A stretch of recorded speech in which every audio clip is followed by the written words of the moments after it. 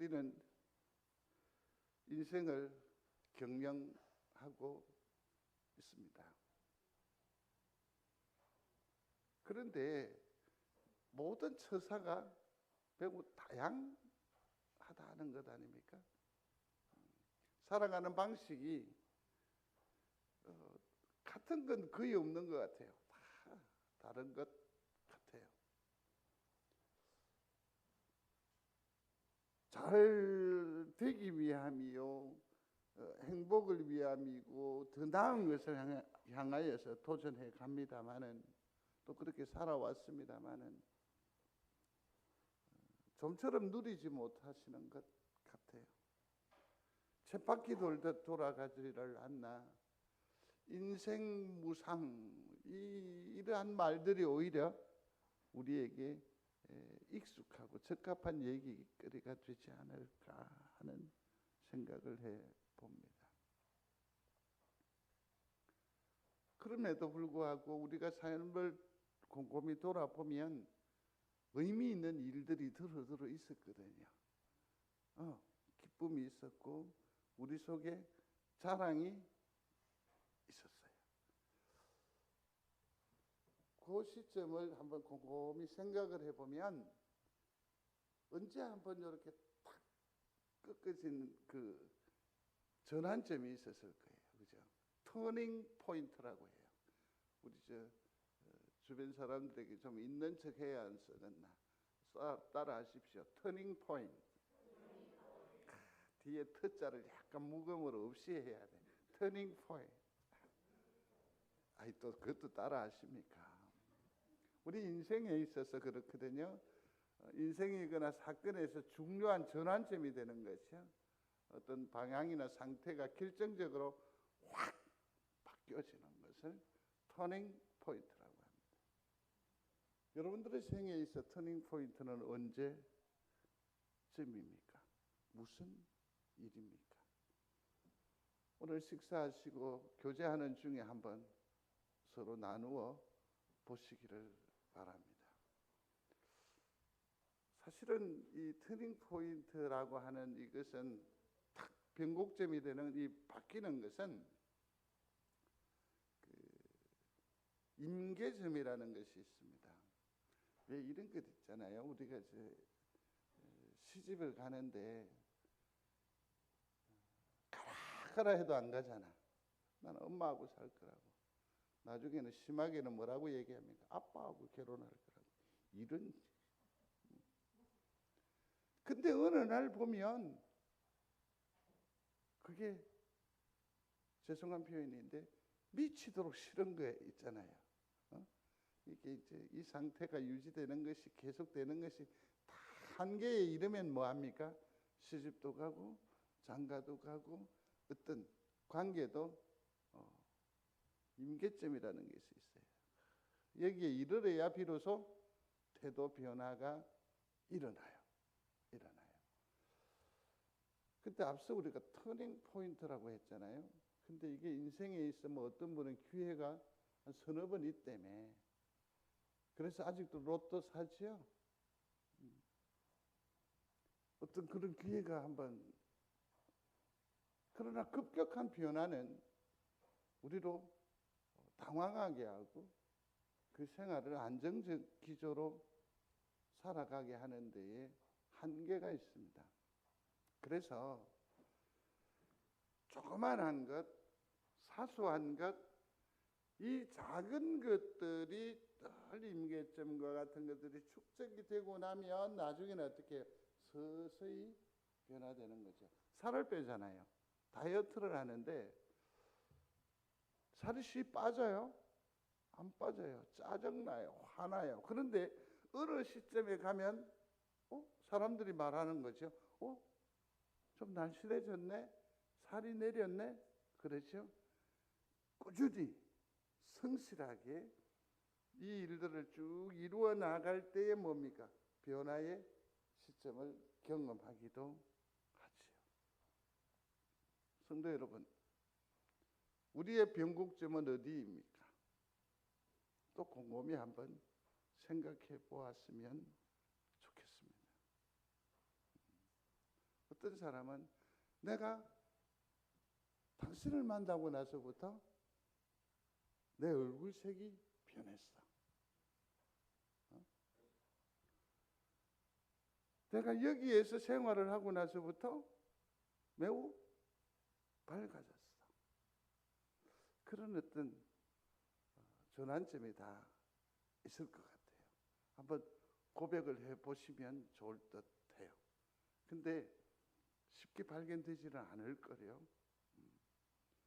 그 중에 내가 황 목사님을 만나니까 그 뒤부터는 얼굴이 환해진 기라. 아무도 동의 안 하는 거예요. 하여튼 못됐어. 또 내지는 내가 성경 제일교회 오고 나서부터는 기도가 돼. 찬양이 본격 찬양의 기쁨이 있어. 그런 걸 주일날 얘기 좀 하라고요, 서로. 아이고 그 머리 어디서 했노? 이런 거보다는 그게 교회 안에서의 아름다운 영적인 교제고 풍성함이고 아름다움 아닌가요? 생판 뭐 모르는데 관심도 없는데 내가 전에 서면서 놀았다 이거 안 놀아본 사람 어디 있노? 그런 얘기들 말고, 그죠?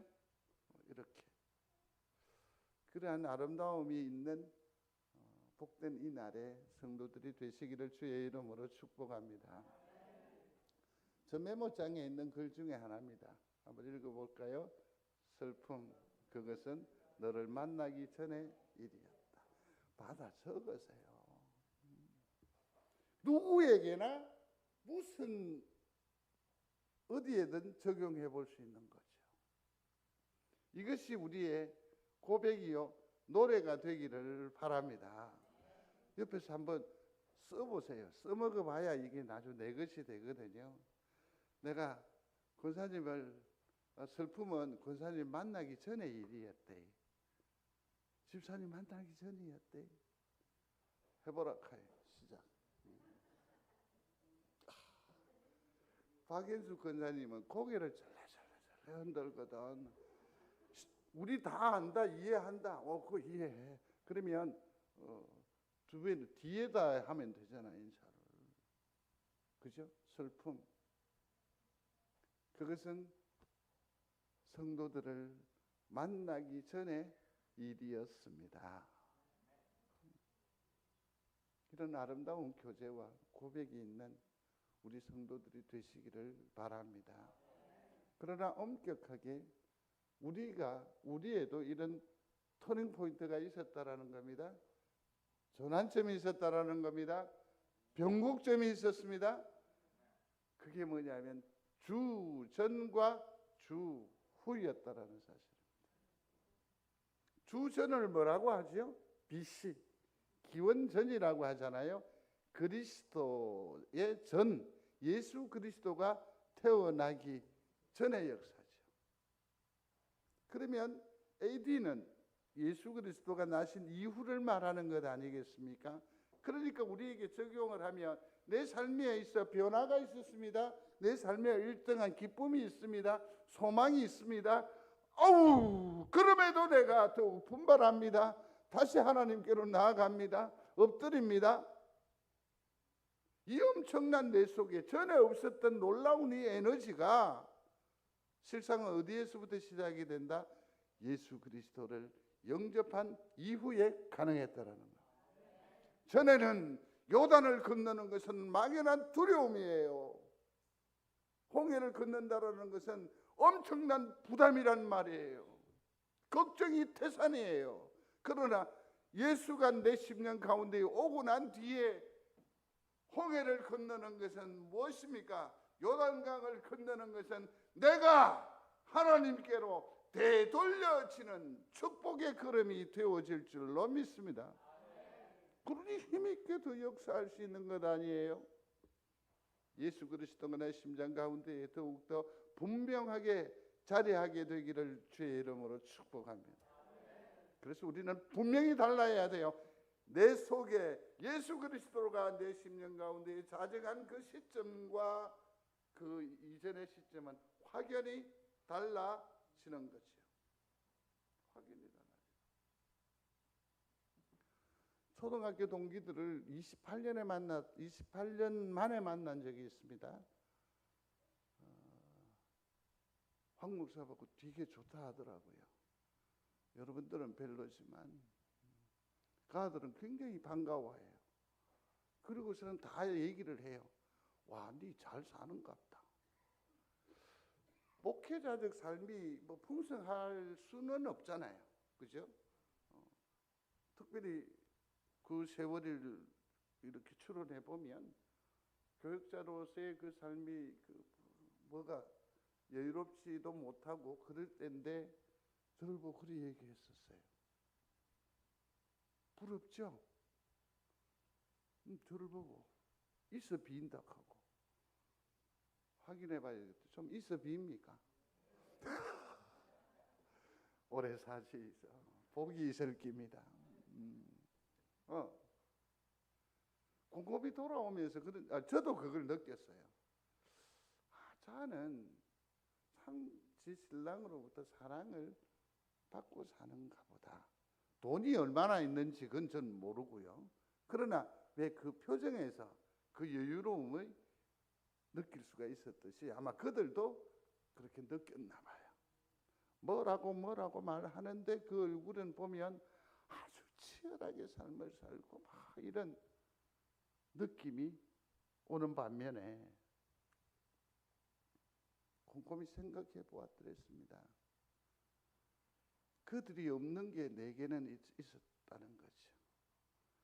그들은 돈으로, 명예로, 권력으로 자기 얼굴을 화장하려는지 모르겠지만 그들과 나의 차이는, 우리의 차이는 무엇입니까? 내 속에 예수 그리스도죠. 사랑하는 성도 여러분, 큰 영적 자부심을 가지고 사시게 되기를 축복합니다. 기죽지 마십시오. 왜 내가 기죽어요?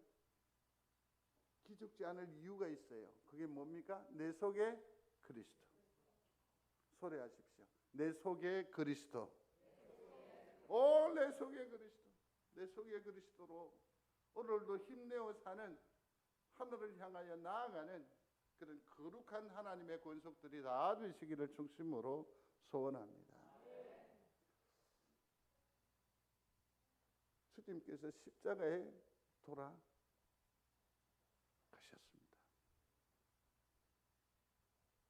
지금까지 의지했었고 거기에 소망을 다 걸었는데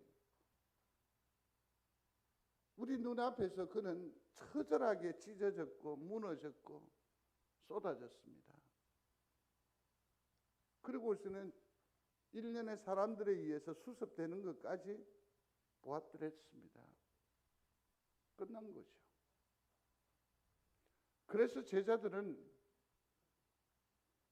오히려 이 예수라는, 예수로 말미암아서 따랐던 우리마저도 휘슬어서 십자가에 또 혹은 그 도당으로 몰이해서 불이익을 받을까봐, 죽을까봐 그들은 두려워해서 피하고 숨었습니다. 문을 꼭 걸어 잠궜습니다. 근데 이때 주님이 나타나셨습니다. 뭐라고 하시던가요? 따라하십시다. 평강이 있을지어다. 평강이 있을지어다. 성경은 역설이에요. 복음은 역설이라는 거죠. 나는 두려워 죽겠는데, 흔들리는데, 그래서 숨고 문을 닫을 수밖에 없었는데, 나는 쫄일 수밖에 없는데, 주님은 우리에게, 복음은 우리에게 뭐라고 하십니까? 평강이 있을지어다. 선언이잖아요. 그러면 우리의 본심은, 본래적 모습은 뭐냐면 두렵고 떨리고 초조한데 실상은 무엇입니까? 우리는 평강의 덩어리라는 거죠. 문제는 이걸 우리가 깨닫는 거죠. 내가 이걸 깨닫지 못하면 여전히 나는 세상에 대하여서 두려워 벌벌 떠는 쫄림의 상태로 삶을 살아갈 수밖에 없다라는 거잖아요. 아침에 잠시 말씀드렸잖아요. 장모가 심장에 스텐을 넣고 풍선을 2개 넣었어. 그러고서는 한 일주일 동안 꼼짝도 안 하는 거예요. 왜냐하면 내가 수술을 했다 아이가. 여기에 그냥 의사가 꼼짝도 하지 말았겠다. 눌려가지고 꼼짝을 안 하는 거예요. 아무리 말씀을 드려도 안 돼요. 근데 그 딸이 누군지 해석이 되죠. 우리 사모가 뭐 이리저리 하면서 이렇게 모시고 다니는데 괜찮은 거지. 그래서 주변의 사람들에게 얘기했대요. 그 별거 아니다. 근심에 사로잡히면 눌려버리면 하나님을 보지 못하잖아요. 내 속에 그리스도가 계심을 다시 한 번 더 점검하고 확인하는 여러분들이 되시기를 충심으로 소원합니다. 근데 여기 한 걸음 더 나아가서 사도 바울은 이렇게 말해요. 같이 읽겠습니다. 이전 것은 지나갔으니 보라 새 것이 되었도다. 아멘. 좀 더 구체적으로 살피기 이전에 지금의 현상만 가지고도 이 말씀이 얼마나 파격적이고 복음다움인지를 알 수 있을 거예요. 나는 쪼들려 있는데, 나는 피하고 숨는 연약한 존재일 수밖에 없는데 비겁한 사람인데, 사도 바울은 우리를 향해서 뭐라고 말하느냐 하면, 아니야, 예전의 두려움, 예전의 치사함, 예전의 바들바들이 아니라 이제는 너는 당당해도 돼. 왜? 새로운 피조물, 새로운 존재, 새로운 영, 새 사람을 들이붓기 때문이거든. 그리스도로 말미암아 원기왕성한 복된 인생을 이제 드러내며 사는 귀한 성도들이 되시기를 바랍니다. 우리는 유한해요. 우리 그 사람은 조금 이따 살피겠습니다. 후패하다고, 썩어진다고, 점점 쇠락해져 가는 한계가 있습니다. 그리고 이 표현을 뭡니까? 낡아졌다라는 표현을 해요. 그런데 오늘 사도 바울의 이 말씀을 근거로 하면 우리는 유한한 것이 아니라 뭐죠? 영원하다라는 겁니다. 아멘.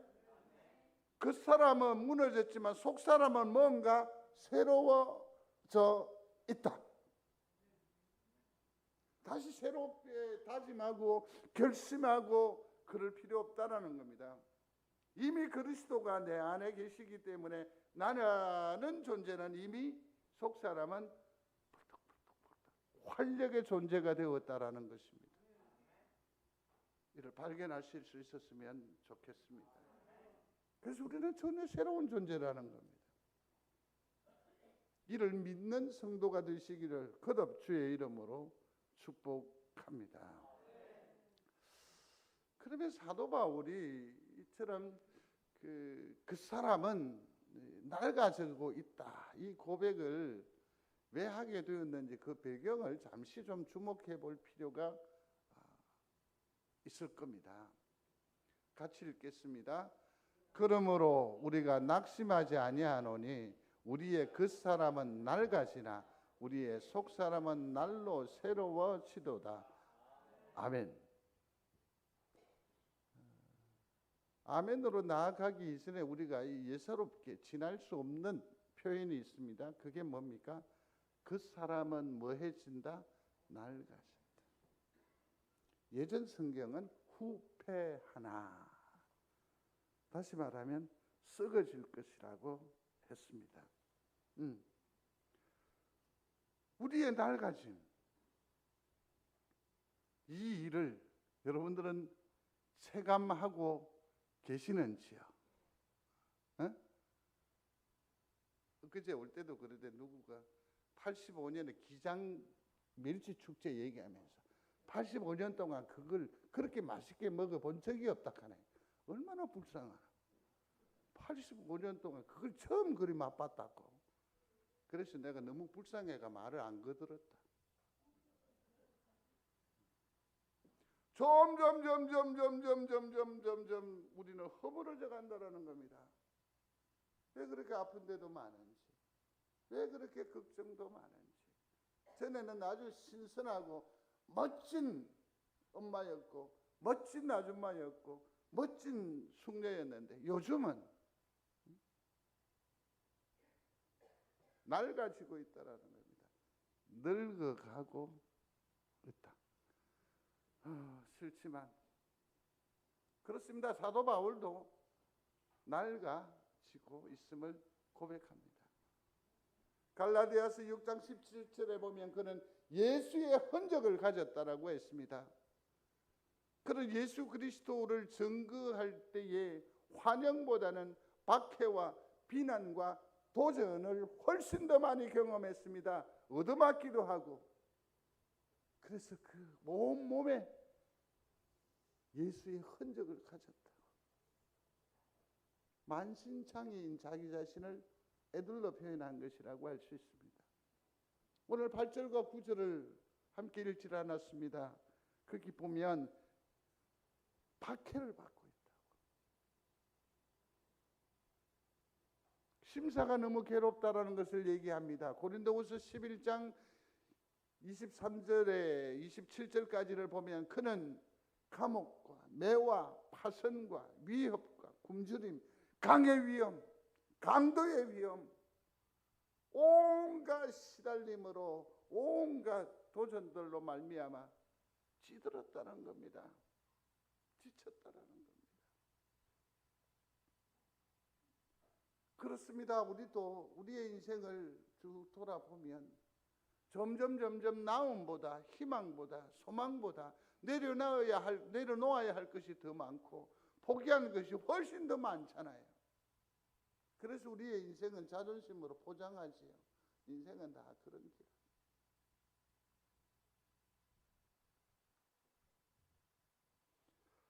사도 바울은 또 다른 그 하나는 관계의 위기에 빠지게 됩니다. 사실은 이 사도 바울을 두고 사도 바울이 방문을 해가지고요 교회를 돌아보는데 교회가 부흥하고 발전하면 좋겠잖아요. 그러나 환란이 있습니다. 시련이 있습니다. 박해가 있습니다. 그러니까 교회가 답보 상태. 그러니까 이 책임을 누구에게 돌리는 겁니까? 사도 바울에게 돌리는 거죠. 그래서 사도 바울은 아주 연약한 사람이다. 그 다음에 사기꾼이다. 미선자다. 교만하다. 말씀에 은혜가 안 된다. 지도자로서 무슨 자격 내지는 가방끈이 어느 정도일까? 이런 얘기들. 자기는 생을 다 바쳐서 혼신의 힘을 다 집중했는데 이런 얘기를 듣게 되었을 때 얼마나 낙심하겠어요. 속이 그냥 썩어 문드러지는 것 아닐까요? 일전에 한번 말씀을 드렸습니다. 목사가 되는 것 얼마나 기쁘고 영광입니까? 그죠? 우리 가문의 자랑 아닙니까? 옥종 면민의 자랑이 됐었습니다.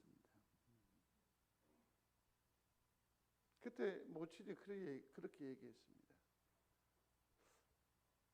참으로 어렸지만 막내지만 주의 종이라는 것 때문에 어머니는 절대로 저에게 말을 시하지 않으셨습니다.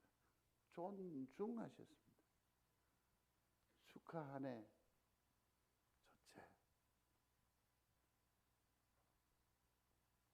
그렇지만 입을 벌리면 썩는 냄새가 풀 나거든. 그때 진짜 목사가 된 줄 아시게.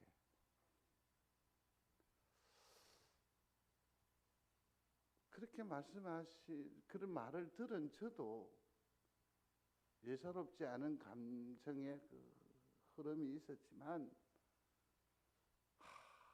이 좋은 자리에 자식에게 그렇게 모진 말을 할 수밖에 없는 목회적 현장을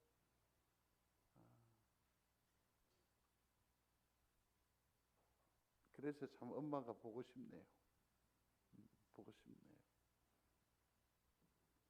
온 힘을 다하고 온 열정을 다하여서 집중했는데 지금 당장 열매가 없다고, 눈에 보이는 것이 없다고, 잡히는 것이 없다고 사도 바울을 등 돌려버리는 겁니다. 그러니 지금 사도 바울의 심사는 무엇입니까? 낡아지고 있다. 늙어가고 있다. 느끼는 거죠. 그래서 늙음이 주는 서러움을 토로하는 겁니다. 토로하는 겁니다.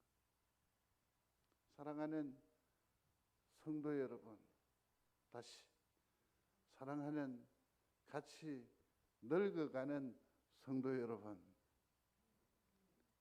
기죽지 맙시다. 세상 사람들 그들의 기대대로 우리가 다시 살아낼 수야 없겠지만 또 그들에게 우리가 구걸할 것도 아니잖아요. 기죽지 맙시다. 성도들은 어떻습니까? 이처럼 형제들이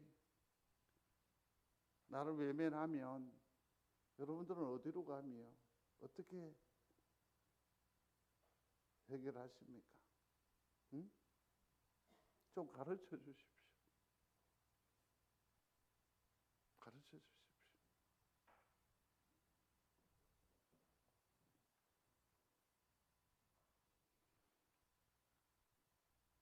사도 바울이 오늘 본문을 통해서 우리에게 말합니다. 많이 생략된 말인 것 같아요. 함축적인 의미로. 예컨대 부언을 하면 기죽지 마, 힘내, 그러한 말 대신에 아주 점잖게 진지하게 속 사람은 날로 새로워집니다. 내가 겉은 너덜너덜하지만 초라해졌지만 무너져 있지만 본때가 나지 않을지 모르겠지만 이 사람들아 내 속은 생생하네 고백하는 것이요. 자기의 잘남이 아니잖아요. 왜 자기가 속사람이 생생하다고 말하는 겁니까? 내 속에 누구가 있어? 예수 그리스도. 같이 읽겠습니다. 그 사람은 낡아지지만 속사람은 날로 새로워지기 때문입니다. 아멘. 부패하다, 소모되다, 쇠약해진다, 썩어 문드러지다, 끝장났다, 그런 어떤 표현일 수 있겠죠. 우리의 겉은 말이에요. 그러나 자세히 보면 우리는 어떻게 변해 있어요? 새로워진다, 새로워져 있습니다. 발견하시고 그 힘 가지고 사랑하는 우리 모두가 되시기를 바랍니다. 그 힘 가지고 또 다른 내일로 나아가는 도무도 당당한 우리 성도들의 남은 삶이 되시기를 주의 이름으로 축복합니다. 그래요. 새로워지는 거죠. 새로움으로 사는 거죠. 부활 이후에 우리에게서 나타나야 할 놀라운 영성은 새로움입니다. 따라 하시겠습니다. 새로움. 새로워지는 거예요. 새로워지는. 내 존재가 달라지는 거예요. 주님이 말씀하시잖아요. 내 몸에 손을 대지 말라. 주님의 존재 가치가 확 달라졌다는 것 아닙니까? 전에는 때립니다, 밀칩니다, 찌릅니다, 못을 박습니다. 그러나 주님이 아무 말씀하지 않으셨는데 부활 이후에는 사랑하는 제자들의 접근도 막으시는 거예요. 주님이 그만큼 변화되셨다, 새로운 존재자가 되셨다라는 것 아닙니까? 성도 여러분, 우리가 예수 그리스도가 다시 살아나심을 믿으시면 아멘. 그러면 내 영혼은 이제 새로워진 줄로 믿는 여러분들이 되시기를 바랍니다. 그런데 사도 바울이 말하는 이 새로움은 어디에 있느냐면 바라봄의 새로움이 영성이에요. 소리합시다. 바라봄. 뭘 바라보는 겁니까? 예수를 바라보는 겁니다. 지극히 크고 영원한 뭘 봐요? 영광을 바라보는 겁니다. 바다가 육지라면 그 다음 뭐죠? 다 알면서 얘기 안 가르쳐 주는 거 봐요. 바다가 육지라면 그렇죠. 이게 한이에요. 그죠? 한이에요. 그렇지만 우리 선조들은, 우리 엄마 아빠들은 어떻게 살아오셨습니까? 이 한을 뭘로 승화시켜요? 소원으로, 꿈으로, 미래에 대한 도전으로 승화시켜서 언제든지 언제고는 내가 건너간다. 힘, 버팀의 에너지로 삼았거든. 우리도 마찬가지입니다.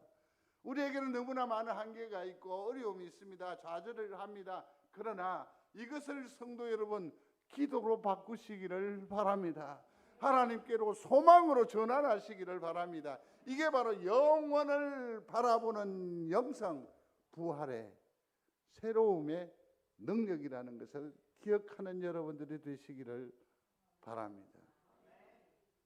부활하신 주님을 바라보고 그 주님을 통하여서 하나님을 다시 한번 붙드는 귀한 성도들이 되시기를 충심으로 소원합니다.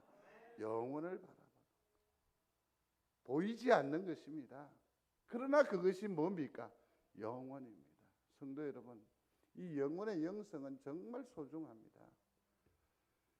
영원의 영성을 가지고 있으면요, 눈에 보이지 않지만 아주 먼 거리에 있지만 그 자녀를 우리는 어떻게 해요? 지금 눈앞에서 보듯 생생하게 품고 지금까지 삶을 살아갈 수 있었습니다.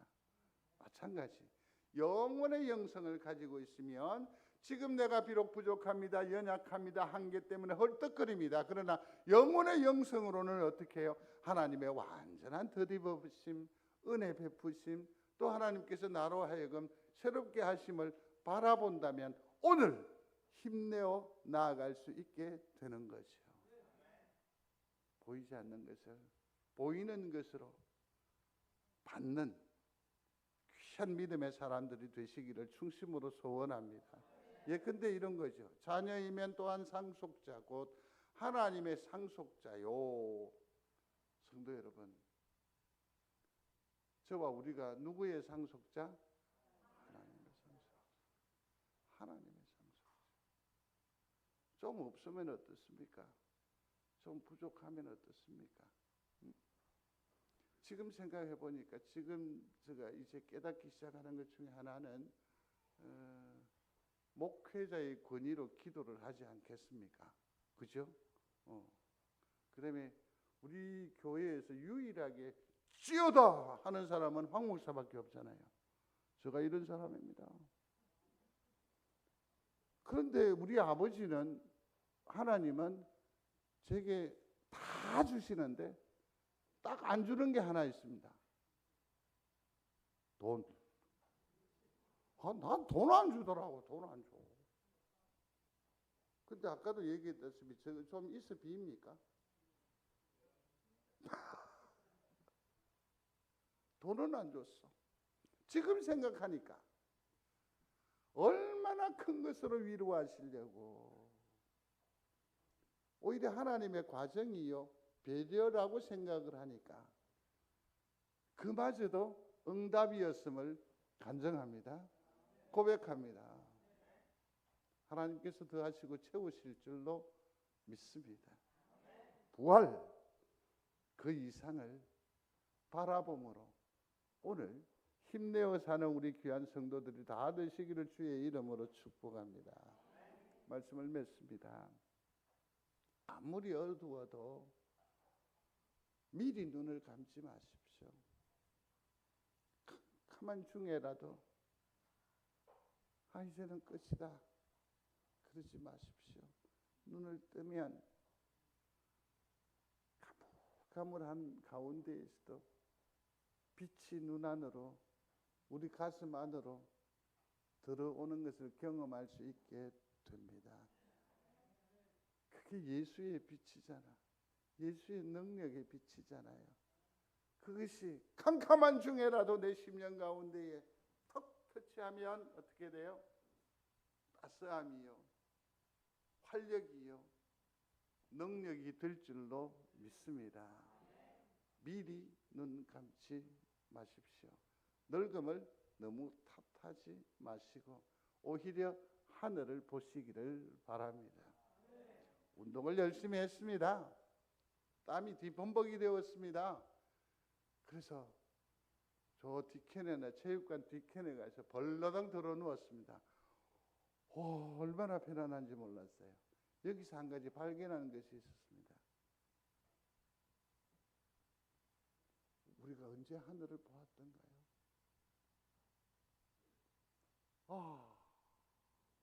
그렇게 이뻐요. 구름이 율동을 하듯이 쏙 지나가더라고요. 우리는 땅의 것과 함께 봅니다. 그러지 마시고 오롯이 하늘을 바라보십시오.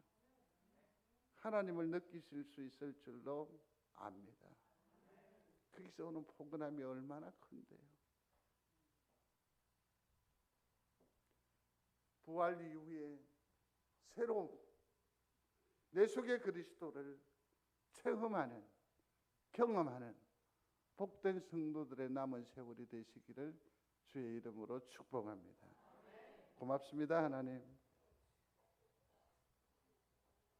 나를 새롭게 하셨는데 이 은혜를 발견하게 하시고 그 새로움에 걸맞도록 역사하면서 곧 사랑하며 축복하며 배려하며 베풀며 사는 성숙한 성도들의 남은 세월이 되도록 은혜 더하여 주옵소서. 주님이 우리를 사랑하신 것처럼 우리 또한 서로 사랑하며 살게 하옵소서. 예수님 이름으로 기도드리옵나이다. 아멘.